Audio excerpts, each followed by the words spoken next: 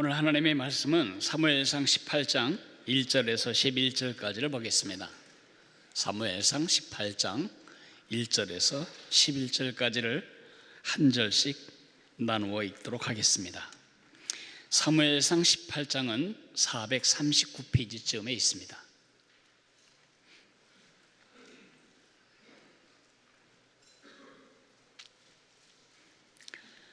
다윗이 사울에게 말하기를 마침에 요나단의 마음이 다윗의 마음과 하나가 되어 요나단이 그를 자기 생명같이 사랑하니라.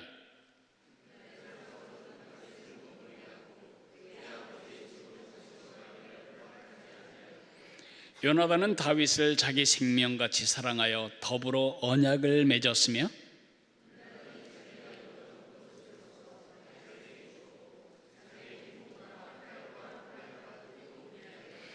다윗은 사울이 보내는 곳마다 가서 지혜롭게 행하며 사울이 그를 군대의 장으로 삼았더니 온 백성이 합당히 여겼고 사울의 신하들도 합당히 여겼더라.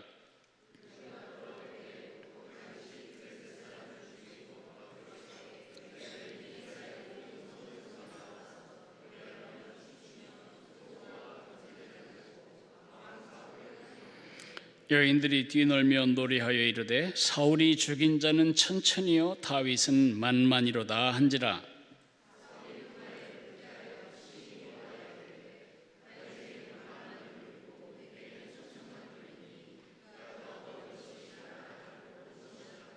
그날 이후로 사울이 다윗을 주목하였더라.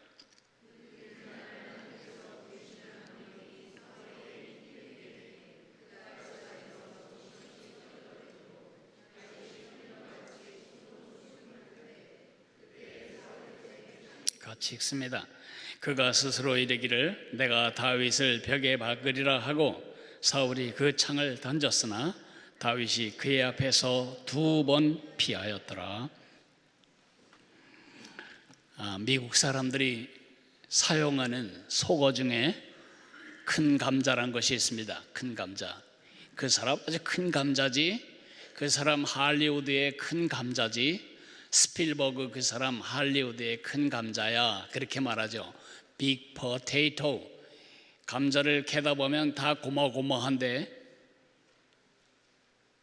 손주 머리통만큼 큰 감자가 나오면 우린 대단히 신기해합니다. 이렇게 큰 감자, 어떤 영역에 있어서 중요하거나 유명하거나 두각을 나타내는 인사를 우리는 큰 감자라고 부릅니다. 이스라엘 역사에 보기 드문 큰 감자 한 사람, 그 사람은 바로 사울이었습니다. 사울은 부잣집 아들이었습니다. 우리로 말하면 금수저 출신입니다. 베냐민 지파였습니다. 땅은 그대로 있는데 사람들은 대부분 죽고 남겨진 600명으로 다시 자손이 번성했기 때문에 땅을 나눠 가진 몫이 크니까 베냐민 사람은 부자 사람, 그렇게 통하고 있었습니다.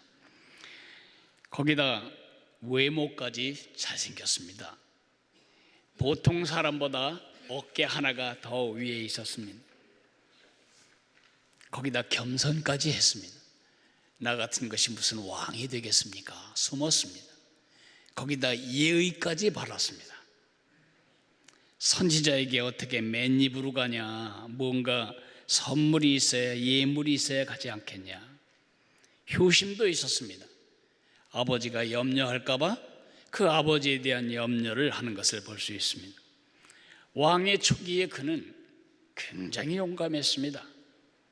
원수가 쳐들어올 때에 자기 집의 소를 자기가 칼로 죽여서 각을 떠가지고 사람들에게 소리 질렀습니다. 이 전쟁에 나오지 않는 집은 전부 이렇게 그 소를 떠버리겠다. 그래서 온 나라에 힘을 결집을 해서 원수를 물리친 용감한 왕이었습니다. 대인배였습니다. 큰 감자였습니다. 카리스마가 있었습니다. 백성들은 그를 볼 때 안심하고 잠을 잤습니다. 그 어깨에 들려진 망토만 봐도 이제는 안심이다 느낄 수가 있을 만큼 그에 대한 지지도가 하늘을 찌르고 있었습니다. 진짜 미국 말로 사울은 큰 감자였습니다. 그랬던 그가 썩은 감자처럼 주저앉습니다. 껍데기는 왕이지만 속은 완전히 썩은 감자처럼 망가졌습니다. 무엇이 이 큰 감자를 썩은 감자로 만들었을까요? 그것은 시기심이었습니다. 시기심은 심각하게 생각해야 할 범죄입니다. 가뜩이나 지금 자존심이 상한 상태입니다. 날이면 날마다 블레셋의 원수 나라의 적장 골리앗이 나와서 소리 지르며 한 놈만 나와라, 나하고 붙어서 나를 이기면 우리 모두가 너희들의 종이 되겠다.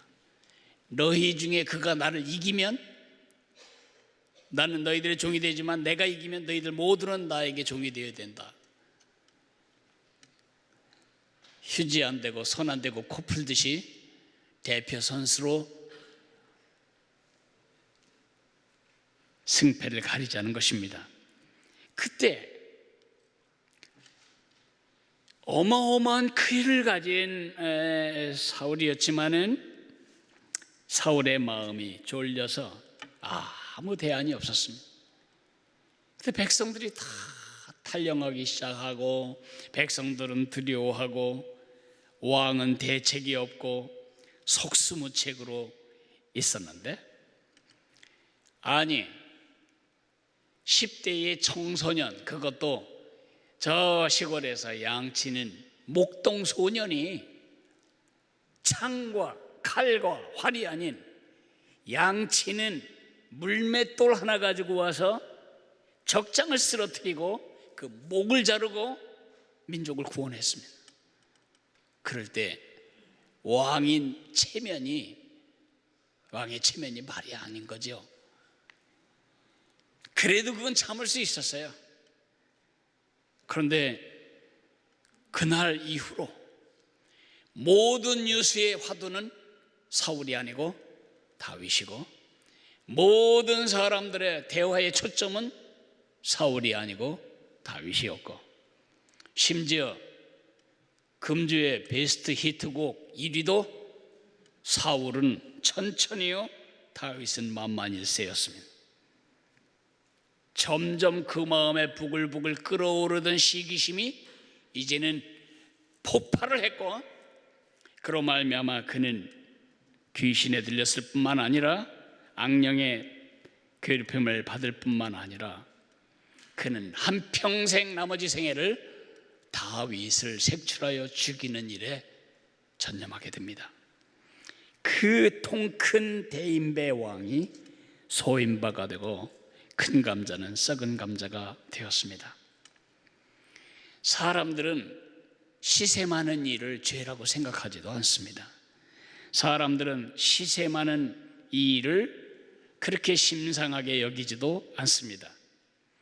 오히려 서로 부러워하고 시기하고 그래야 나라가 발전하고 공부도 열심히 하고 상대방을 이기기 위하여 애쓰는 삶의 동기가 유발된다고 믿기까지 합니다. 그렇지 않습니다. 시기심은 사탄이 되게 만든 죄입니다. 똑같은 영적 존재인데 하나님은 영광을 받으시고 자기는 영광을 돌려야 하는 위치에 있는 그 영광의 시기심 때문에 사탄은 하나님을 대적하게 됩니다. 인류를 범죄케 한 죄도 뭐죠? 시기심입니다. 하나님이 너희가 이걸 먹고 하나님처럼 될까봐 시기하시기 때문에 못 먹게 한 거야. 그 말을 듣자마자 하나님처럼 되고 싶은 마음의 시기심이 끌어올랐습니다. 시기심은 나를 망하게 하고 남을 망하게 하고 세상을 다 썩게 만듭니다. 잠언 14장 30절에 보면 평온한 마음은 육신의 생명이지만 시기는 뼈를 썩게 하느니라. 시기가 뼈를 썩게 한다고 말하고 있습니다. 뭐 성경에만 그렇게 나와 있나요? 옛날 사람만 그런가요? 한 장사꾼이 있었습니다. 근데 길 건너편에 자기와 똑같이 물건 파는 장사가 있는 겁니다. 둘은 서로 시샘하고 있었습니다. 손님 하나가 들어오면 저쪽 사람이 이쪽을 보고 V자를 가르치고 들어가고, 우리 집에 손님이 오면 저 사람에게 봤지? 이렇게 멸시하고 들어갑니다. 서로 마음에 시기를 하고 장사를 하고 있었는데, 어느 날 천사가 한 장사꾼에게 나타났습니다. 여호와께서 하나님이 날 보내셨는데 네가 무엇을 구하든지 꼭 주겠다. 그러나 내 경쟁자에겐 2배를 주겠다. 네가 부를 구하면 부를 주고 그에겐 2배 주겠다. 내가 행복한 삶을 구하면 너에게 그 삶을 주고 상대방에겐 2배나 주겠다. 네가 명예를 원한다면 명예를 주고 상대편엔 2배나 주겠다. 그러자 이 장사꾼이 생각을 하다가, 제가 구할 게 있습니다. 제 눈 하나를 멀게 해 주십시오. 그것이 인간입니다. 내 눈 하나가 멀고 저 사람 눈이 2개를 멀어버리면 내가 이기니까요. 이것이 우리 인간입니다. 사울의 생애는 시기에 대한 가장 좋은 교과서입니다. 시기가 뭔지, 시기가 어떤 과정으로 발전되는지, 시기가 어떤 폐해를 주는지, 시기를 이기기 위해서는 어떻게 해야 되는지, 시기에 대한 종합 교과서가 바로 사울의 생애와 사울의 인격이라고 말할 수 있습니다. 시기는 어떻게 정의하냐? 다른 사람에게 주어진 소유와 그리고 번영과 성공과 축복과 지위를 보고 마음이 아파 분노가 그 속에서 끓어오르는 것이 시기다, 그렇게 정의합니다. 이 시기란 말은 젤로인데, 셀로는 뭐냐 하면 끌다, 끌어올리다, 끌어오르다. 그런데 여러분은 아마 조수미 씨를 보고 마음이 끌어오르지는 않을 거예요. 그죠? 저는 가수를 보고 마음이 끌어오르지 않습니다. 저는 뭘 보고 마음이 끌어오를까요? 저와 똑같은 목회를 하는 목회자를 보면 마음이 끌어오르죠. 여러분은 여러분 자녀의 이웃집 아줌마의 아들을 보면 마음이 끌어오르죠. 여러분 옆자리에 일하는 사람이 여러분보다 더 연봉이 높을 때 끌어오르죠. 여러분 반에 공부하는 그 사람이 교수님으로부터 칭찬을 받고 A 학점을 받으면 마음이 끌어오르죠. 이렇게 정의라고 하는 것은 다른 사람에게 주어진 축복과 소유, 영광, 지위를 보고 마음이 상해서 마음이 아파 분노가 그 속에서 끌어오르는 것이라고 정의할 수 있습니다. 과정은 이렇게 진행이 됩니다. 여러분이나 나나 모든 시기의 과정은 이렇게 시작됩니다. 처음엔 비교합니다. 나하고 비교합니다. 비교는 곧 부러움을 낳게 됩니다. 그 사람이 나보다 앞서갈 때 부럽습니다. 그리고 곧 열등감을 느낍니다. 난 아무것도 아니구나. 그리고는 두려움을 느낍니다. 저 사람 때문에 나는 시시한 인생이 되어버리는구나. 그럼 그때부터 공격을 합니다. 그 사람을 공격하는 것입니다. 시기의 문제는 뭐냐 하면 시기에 빠지는 순간 썩기 시작한다는 것입니다. 사울은 나라를 구한 구국 공신인 다윗에 대해서 더 이상 가치를 보지 못하는 상태로 눈이 멀고 마음이 꼬이고 손은 창을 들고 그를 죽이려고 합니다. 더 큰 문제는 뭐냐 하면 아무도 예외가 없다는 것입니다.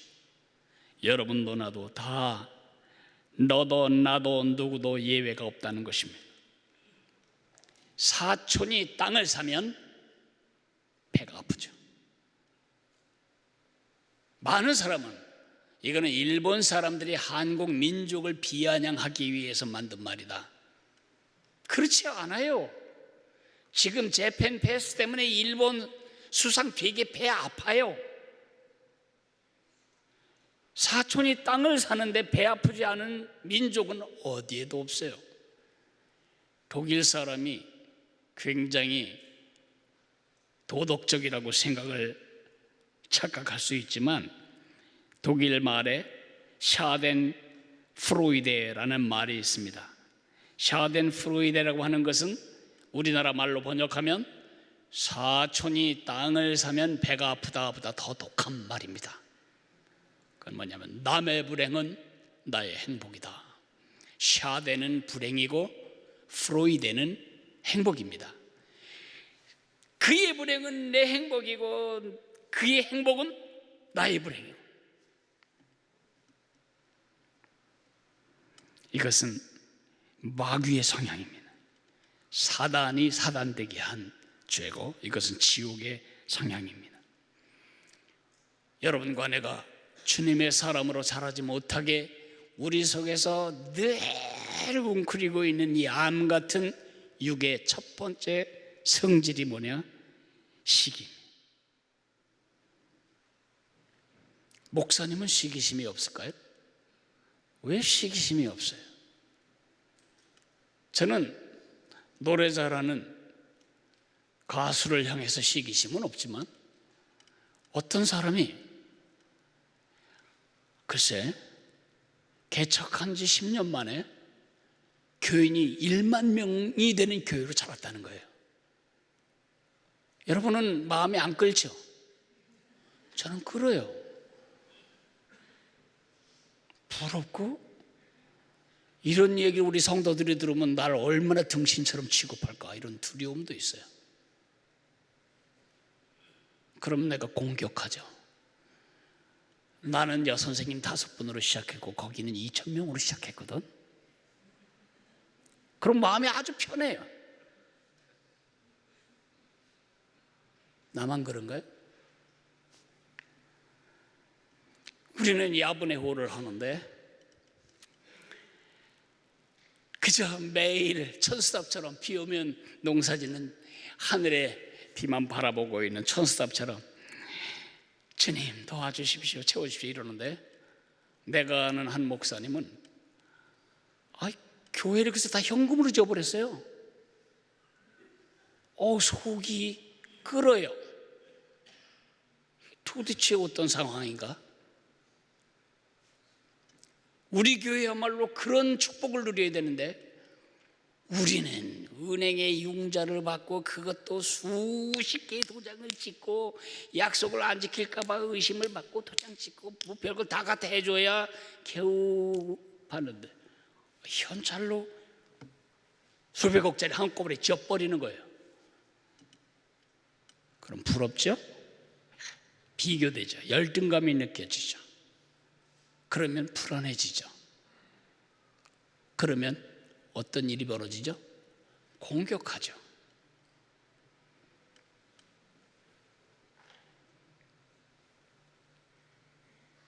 지금도 그러냐고요? 아니요. 그렇게 느끼지만 저는 금방 이겨냈어요. 지금도 그렇지 않아요. 지금 그렇지 않아요. 그러나 이제 또 다른 얘기 들으면 또 끓겠죠. 그러나 저는 금방 이길 수 있어요. 어떻게 해요? 오늘 그 어떻게에 대한 대답을 여러분과 함께 나눌 겁니다. 나보다 잘 나가는 사람을 볼 때 누구나 다 마음이 끓습니다. 그런데 말이죠, 우리가 살아가는 생애 내내 한 가지 보증은 항상 나보다 잘 나가는 사람이 옆에 있다는 겁니다. 동창회에 가기 싫어요. 왜요? 나보다 잘 나가는 누가 있어요. 학교 다닐 땐 공부도 되게 못했는데 시집을 잘 가가지고 나보다 잘 나가는 듯 싶어. 그러면 가고 싶지 않아. 부부 모임에 안 가고 싶어. 그 집 남편이 우리 남편의 상사야. 그렇죠. 뭐 이런 얘기를 한두 끝도 없이 예를 들을 수 있을 거예요. 그러면 나보다 잘 나가는 사람은 언제나 어디서나 있을 수 있다면 시기하면서 나를 썩게 할 필요는 없어요. 그거를 이기는 방법을 오늘 배워야 하겠습니다. 사랑은 시기하지 아니하며. 어떻게 해야 할까요? 어떻게 시기하지 않는 사랑을, 시기하지 않는 인격, 시기하지 않는 삶. 다른 표현으로 정확하게 말하자면 시기심에 썩지 않는, 시기심을 없앨 수는 없어요. 근데 시기심 때문에 나를 망하게 하고 남을 상하게 하고 사회를 병들게 만드는 이 시기심을 이겨낼 수 있을까?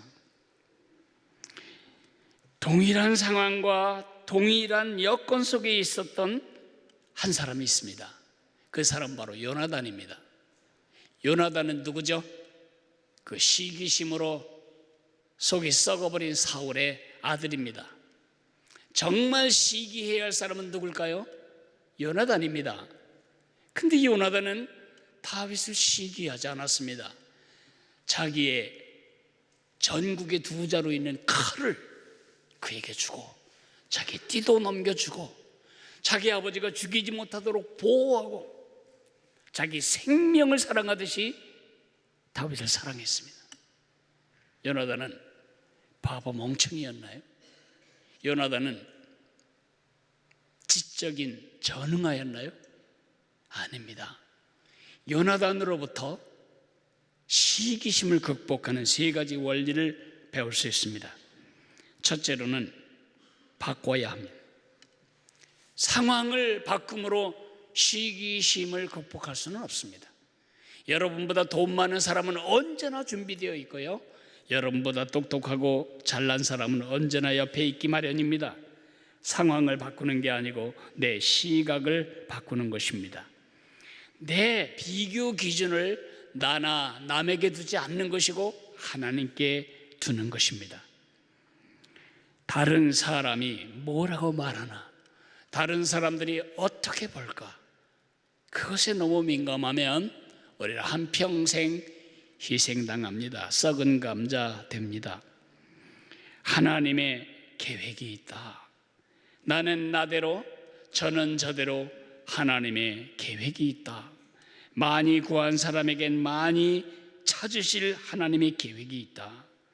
요나단은 다윗을 자기가 차지할 왕좌를 채갈 대적자 원수로 보지 않았습니다. 하나님 나라를 세울 하나님의 동역자로 보았습니다.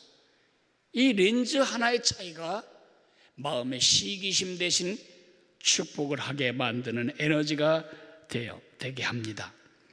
세례 요한을 보실까요?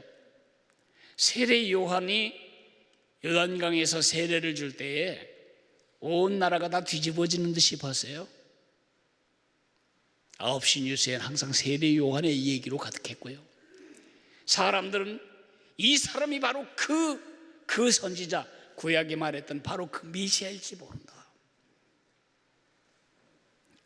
그런데 예수님께 세례를 베풀고 나서는 사람들이 전부 예수님께로 가는 거예요. 더 정확하게 말하면 손을 내밀어서 내가 아니고 저 예수님을 따라가야 한다고 사람들을 그리로 보냈죠. 자기가 제일 아꼈던 제자들마저도 예수님의 제자가 되어버렸어요. 어떨까요? 여러분이 세례 요한 입장이라면 지금 마음에 김이 나지 않을까요? 타는 냄새가 솔솔 나지 않을까요? 안 났어요. 그는 이렇게 말합니다. 그는 흥하여야 하겠고 나는 망하여야 하리라, 쇠하여야 하리라. 왜 그랬을까요? 자기는 그 메시아를 이 땅에 소개하는 소개자에 불과하다는 자기 인식이 있었기 때문에 하나님의 렌즈로 자신을 볼 때 그 예수님이 드러나고 사람들이 예수님을 따르게 만드는 것이 자기 일이라는 것을 분명히 알았습니다. 이것을 우리는 소명이라고 하죠. 하나님의 눈으로 보면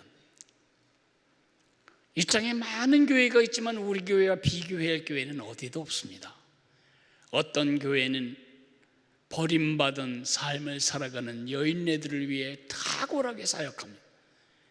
어떤 교회는 이 교회 저 교회에서 상처받은 사람들이 건강한 신앙생활을 하는데 치유하는 교회로 사용합니다. 우리 교회는 다음 세대가 건강하게 자랄 믿음의 공동체로 하나님이 세웠습니다. 하나님의 렌즈로 보면 다 각자 해야 할 일이 있기 때문에 서로 비교하며 외형 사람들의 평가로 시기할 필요가 없다는 것입니다. 그러므로 렌즈를 바꿔야 합니다. 하나님의 계획이 있다. 나를 향한 계획이 따로 있다. 저 사람은 저 사람을 향한 계획이 있듯이 나를 나되게 한 하나님의 계획이 있다는 사실을 가지고 내 상황을 보면 시기를 이길 수 있습니다. 두 번째는 채워야 합니다. 우리가 사랑을 못하는 이유는 한 가지라고 그랬죠. 사랑이 변질되었기 때문입니다. 원래 우리가 하나님께 받은 사랑은 에로스의 사랑이 아니에요. 나 중심의 사랑이 아니에요. 내가 목적이고 모두가 다 수단이 되는 사랑이 아니고 원래 하나님께 받은 사랑은 내가 수단이고 목적이 하나님인 아가페의 사랑이에요. 왜 오래 못 참죠? 내 중심 때문에. 왜 친절을 베풀기가 어렵죠? 내가 손해보니까. 왜 시기를 금할 수 없죠? 내가 침해당하니까. 전부 그 중심에 내가 버티고 있습니다. 그 나를 신약적인 용어로는 육이라고 부릅니다. 이 육은 하도 자기중심적이어서 이 육을 뽑아낼 방법은 없습니다. 육을 이기는 방법은 성령으로 채우는 방법밖에 없습니다. 하나님을 사랑하는 사랑으로 채우는 것밖에는 나를 사랑하는 사랑을 밀어낼 방법이 없는 것입니다. 예수님만이 사랑이십니다. 고린도전서 13장 4절 사랑은 시기하지 아니하며, 그 말을 다른 말로 번역하면 예수님은 시기하지 아니하시며, 이렇게 바꿀 수 있습니다. 예수님은 시기한 적이 없습니다. 십자가에서 초라하게 그 수치스러운 죽음을 당하시면서도 예수님은 로마 군병들을 시기하지 않았습니다. 빌라도나 유대의 지도자들을 시기하지 않았습니다. 그러므로 예수님을 이 안에 가진 우리 작은 예수들은 어떻게 되죠? 작은 예수는 시기하지 아니하며. 어떻게 그게 가능하죠? 큰 예수가 이 안에 계심을 인식할 때만 가능한 것입니다. 나의 가치는 저 사람보다 더 많이 가는 데 있지 않습니다. 나의 가치는 저 사람보다 더 많은 박수를 받는 데 있지 않습니다. 나의 가치는 저 사람보다 유명해지는 데 있지 않습니다. 나의 가치는 따로 있습니다. 나의 성취, 나의 성공, 나의 자산이 나의 가치가 아니고 나를 사기 위해 하나님이 지불하셨던 그 비용이 내 가치입니다. 하나님은 나를 사기 위해서 그 아들을 지불하셨습니다. 하나님 보시기에 나는 예수님만큼 귀중한 존재입니다.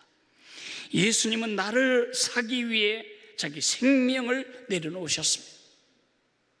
예수님 보시기에 나는 예수님 자신만큼 비싼 존재입니다. 그런 비싼 존재가 아이가 들고 있는 아이스크림 하나 때문에 살고 죽어야 할 만큼 위기의식을 느낀다면 마땅하지 않아요. 남의 달이 더 빛나 보이나요?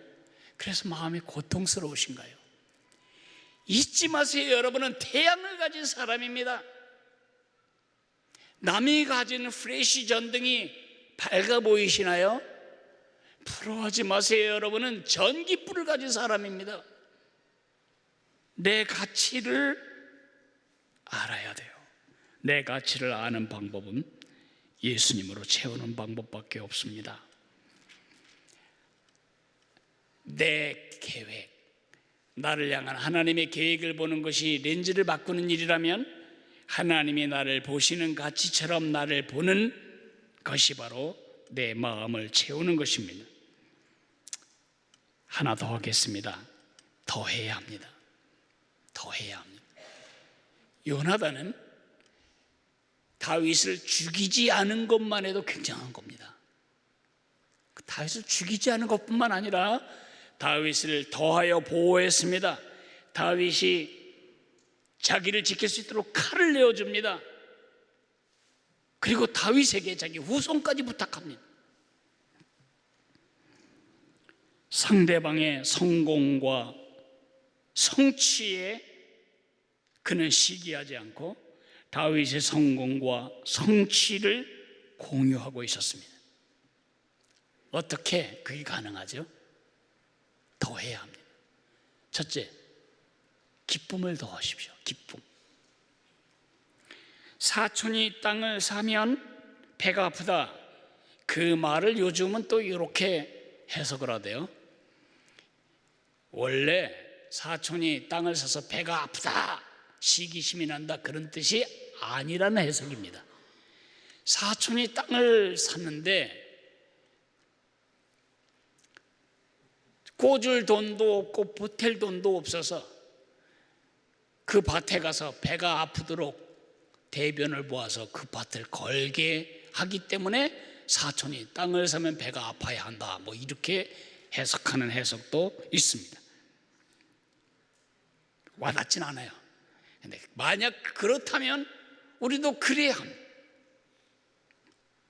축하하고 배가 아파서라도 거름 한 덩이를 더 갖다 주는 그런 기쁨이 있어야 합니다. 한 교회가 굉장히 어려운 사람들을 섬기고 있는데 빚까지 많으면 어떡합니까? 그러니까 하나님이 현찰로 다 짓게 하셨습니다. 기뻐해야죠. 우리가 헌금해 줘야 할 형편인데. 그래서 기뻐하고, 한 교회가, 건강한 교회가 잘 자라서 한국교회 좋은 모델이 되니 그것도 기뻐해야 할 일이죠. 이제 생각해 보십시오. 여러분 옆집 아이가 공부를 되게 못해가지고 이 다음에 강도가 되면 피해는 여러분 자녀에게 옵니다. 그 아이가 잘 되는 것이 여러분 자녀가 살아갈 건강한 환경을 하나님께서 마련하는 지금 작업이라는 생각하면 기뻐해야 됩니다. 두 번째, 기도해야 합니다.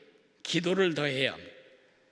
시기심이 발동될 때에 그 사람에게 이렇게 기도하지 마십시오. 주님, 제 마음의 시기심을 제거해 주십시오. 그렇게 기도하는 것은 의미가 없습니다. 그를 진정으로 축복하는 기도를 해야 합니다. 영국의 3대 설교자가 같은 도시에서 일하고 있었습니다.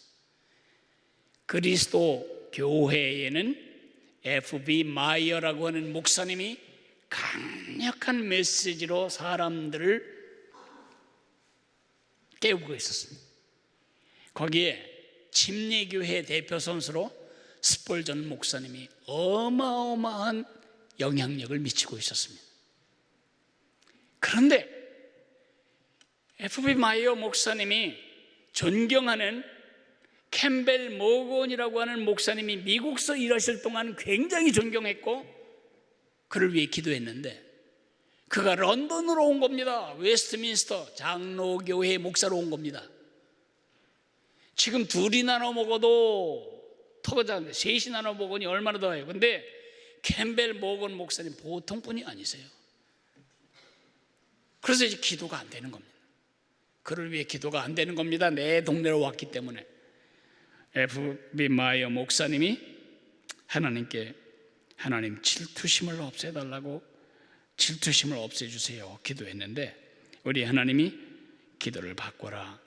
질투심을 없애달라고 기도하지 말고 그가 축복을 얻도록 기도해라.